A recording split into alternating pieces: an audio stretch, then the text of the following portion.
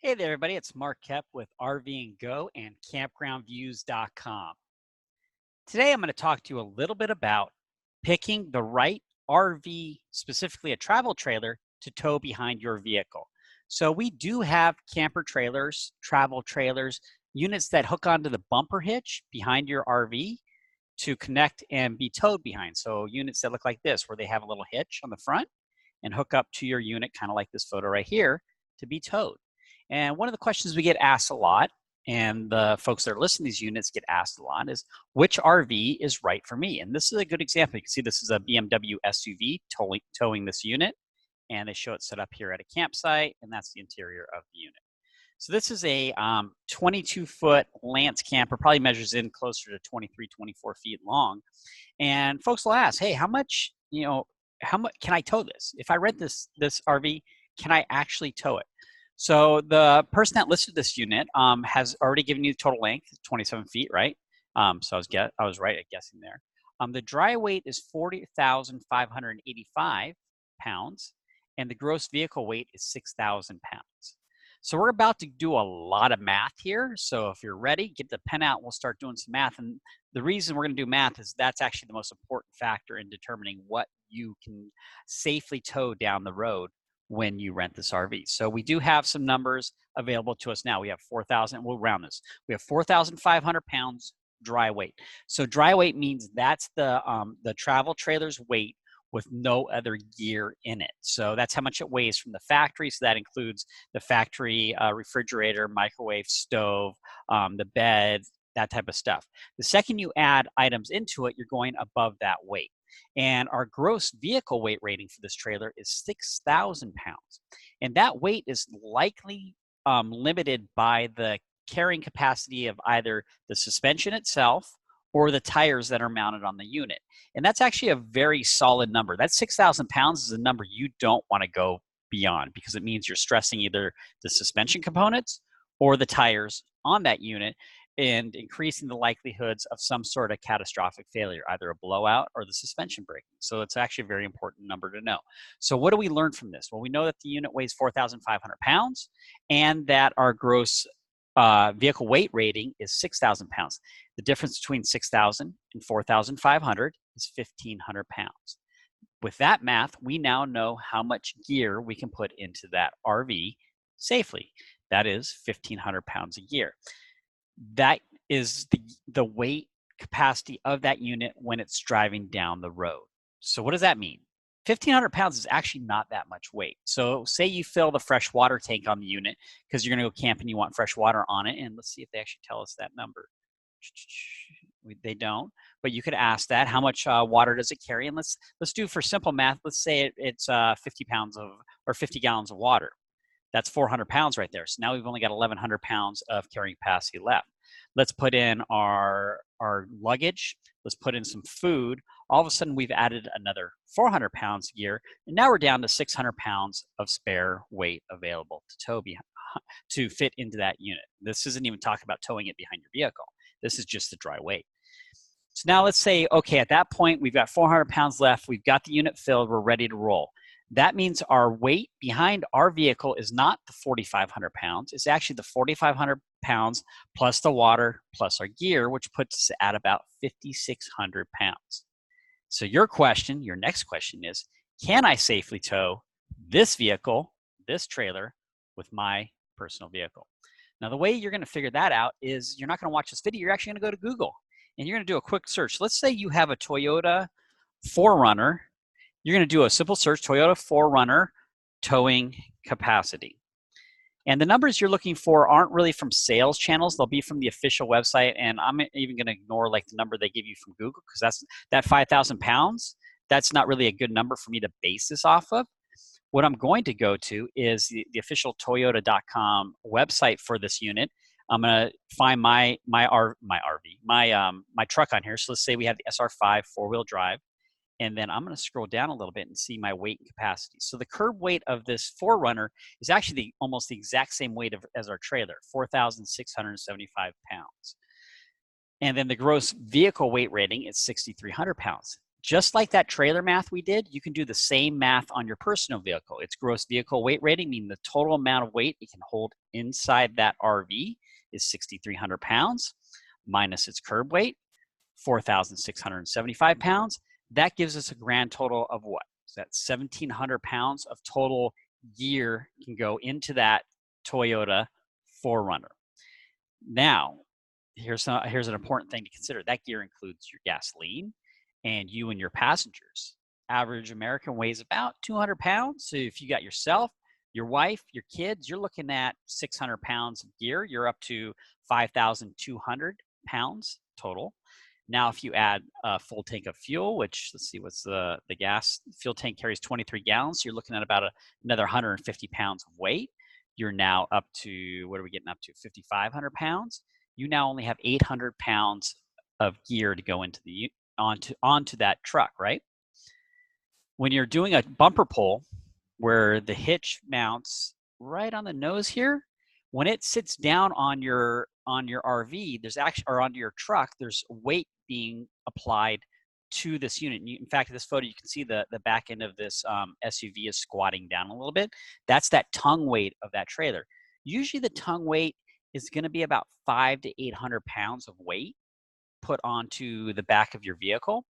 So you've got 500 to 800 pounds being transferred over to your tow vehicle. Just doing that rough math, and we haven't even looked deeper into this yet, what we've determined is that this trailer right here likely cannot be towed by a Toyota 4Runner. Okay, so what if we have a pickup truck? Say we have a Ram 1500 towing guide. So we've got a Ram, it's got a bumper hitch behind it. I'm able to tow something behind it.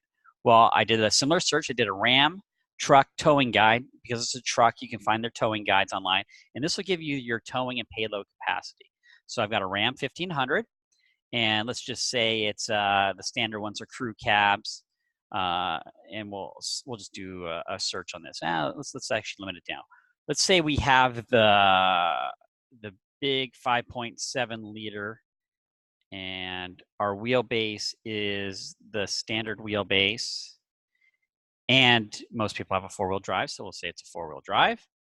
And we even know our axle ratio. We got the premium package here, so let's pick the premium. Now we know our maximum payload, and they've given us the numbers really in mass. So they're doing that gross vehicle weight rating minus the dry weight, and they're giving us our max payload. So this pickup truck right here, this Bighorn pickup truck, you can put 1,600 pounds into the truck. Its maximum towing is 11,120 pounds. So this truck can tow that trailer as long as we don't overload the pickup truck with occupants, being us, the driver, passenger, the kids, family, the dog, all that type of stuff, and our luggage and gears, plus the 500 to 800 pounds of that trailer. So if you do that math and you're good, you'll be fine towing it with a pickup truck. And in fact, all of these pickup trucks have the capacity to tow that trailer. Okay, so let's look at some other trailers and kind of do a little test run here. Let's guesstimate that you're driving around. Your current vehicle is a minivan, and you're like, okay, I want a short unit. I want to go out with the family. Let's look at this 15-foot right here, this lightweight trailer. So we go and look at it. We'll pop it up. We'll scroll down here a little bit. We'll get some details on it. It's 15 feet long, and its dry weight is 2,000 pounds dry. That, without looking, we know that the vast majority of all cars and trucks will be able to tow that vehicle. So we could actually even look at, I know Tesla, I've seen Teslas towing it. So let's go Tesla coupe towing capacity. And we're gonna see what they have got going on here with the Tesla. So here, well, not the Cybertruck, I want Tesla car. I'm just having a little fun here because I've seen the Teslas towing stuff. Here we go. Well, I'm going to go to Road and Track. Then give me some details on it. So I'm looking, if I have a Tesla, I want to be able to tow 2,600 pounds. It says I can tow up to 5,000 pounds behind my Tesla. And the automaker claims over 7,500 towing capacity for the Cybertruck, blah, blah, blah. We don't care about that stuff. What we're looking for here is these numbers right here. So a 5,500 pound weight of the Model X itself. It has a payload of 500 pounds and a 5,000 pound trailer. They're just doing the math on it, so not really giving me really good numbers to go by. And you're going to have to go through the same exercise that I'm going through to figure out the towing capacity of your own personal vehicle. So here, now we found the official Tesla website with the towing capacities of these units. Scroll down a little bit. I'm not seeing the details on it.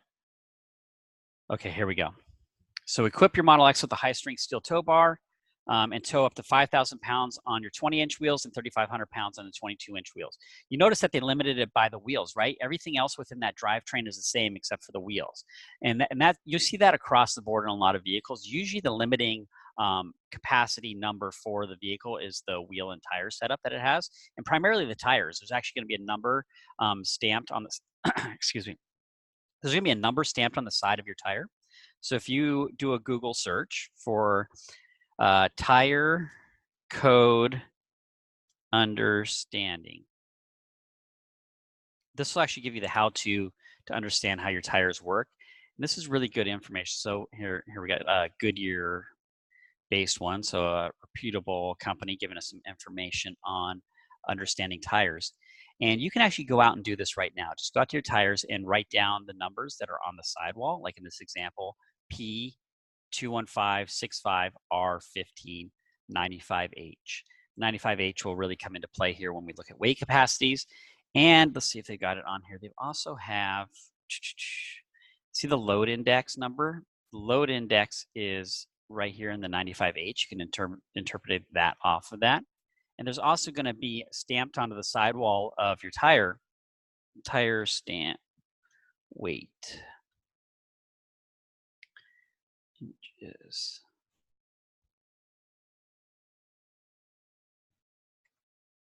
I want to give you a good, right here. Let's see, good picture here. Perfect, right here. Good photo. Get me out of the way, and we'll look at this one. So you'll see that this will be stamped on the side of your tire also, and it shows you the maximum load at cold air pressure. So that's when the tire is cold before you've driven it. If you filled the tire up to its maximum pressure, in this case 44 pounds per square inch, the maximum weight that one tire can hold is 1,400 pounds. Now your vehicle hopefully has 4 tires on it. If it has 3, you have a problem. So as long as you have 4 tires, you can do the math. If I fill my tires to 44 pounds of pressure, if I multiply that by 4, I come out to 5,600 pounds, right? Yep, 5,600 pounds. Am I doing the math right in my head? 5,600 pounds of total weight can be put onto that vehicle. And in fact, if a vehicle came with that size rating, their gross vehicle weight rating of that vehicle is probably 5,600 pounds. The tire is usually the weakest link. So if you go out and you want to get really rough numbers, simply look at that number stamped on the side of your tire, and that'll kind of give you a ballpark. Now, what you have to subtract out of that is the weight of your actual vehicle with you and all of your gear in it, and then you'll understand what your payload capacity is. Then you hook your trailer up, you lose some more weight, and you take that off. So if you put 500 pounds on, now you know exactly how much gear and stuff you can put in that vehicle. So I hope that it helps you figure out how to figure out if you can actually tow one of these units. We have small units, as we just saw here, a 15-footer. We've got a 17-footer. We've got all sizes across the board here at RVnGO, so you can kind of pick and choose based upon the type of vehicle you're going to be towing with.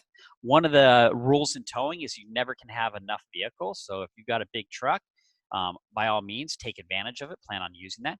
If you have a small vehicle, there are some units you can tow, but just understand the capacities of that unit, the requirements that you would have to make sure you can safely stop a trailer. That would be brake controllers, all the proper lighting and electrical, and understanding the capacities of your vehicle. And if you're towing for the first time or the first time in a long time, make sure to have your vehicle fully checked out by a certified technician to make sure that your brakes, tires, suspension, motor, and all operating pieces of that vehicle are in top shape. When you start rolling down the road, remember one thing. Like this J flight that we looked at here, right? This is a different unit, but this unit we're looking at, if we know the weight of it, which should be right in here somewhere. Yeah, so the dry weight is 6,400 pounds, right? If your vehicle weighs 5,000 pounds, that means your total weight rolling down the road is 11,000 pounds of weight. You now have to stop that if something happens. So definitely take that into consideration. The internet's your friend. RVnGO is trying to be your friend. I hope this information has helped you better understand what you need to know in order to figure out if your vehicle can tow a travel trailer. I hope you have a good day. I hope you have a fun trip, and we look forward to engaging with you again here at RVnGO.